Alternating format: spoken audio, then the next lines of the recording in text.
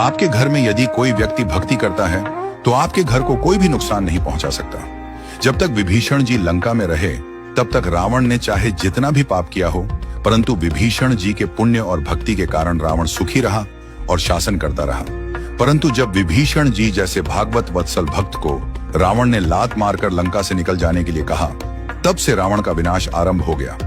अंत में रावण की सोने की लंका का दहन हो गया और रावण के पीछे रोने वाला भी कोई नहीं बचा। ठीक इसी प्रकार हस्तिनापुर में जब तक विदुर जी जैसे भक्त रहते थे तब तक कौरवों को सुख ही सुख मिला।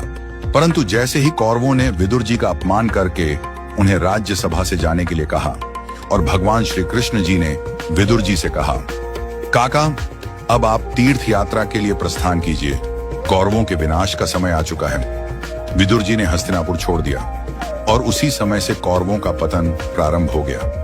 अंत में न केवल उनका राजपाट छिन गया बल्कि कौरवों का वंश भी समाप्त हो गया। इसी प्रकार हमारे परिवार में जब तक कोई भक्त या पुण्यशाली आत्मा रहती है तब तक घर में आनंद ही आनंद रहता है।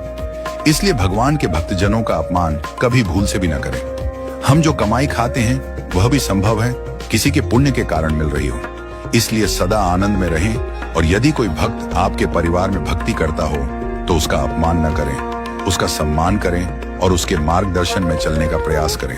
अपनी धन दौलत पद प्रतिष्ठा और शक्ति पर कभी अहंकार न करें, क्योंकि उसी व्यक्ति की बदौलत आपका संसार रूपी रथ चल रहा है। वही व्यक्ति आपका असली धन है, असली पूंजी है जो आपको भक्ति के मार्ग पर ले जाएगा। यदि वह व्यक्ति एक बार आपके जीवन से चला गया तो समझ लीजिए कि आपका सबसे बड़ा आध्यात्मिक धन चला गया और यह मान लीजिए कि भगवान आपसे दूर चले गए।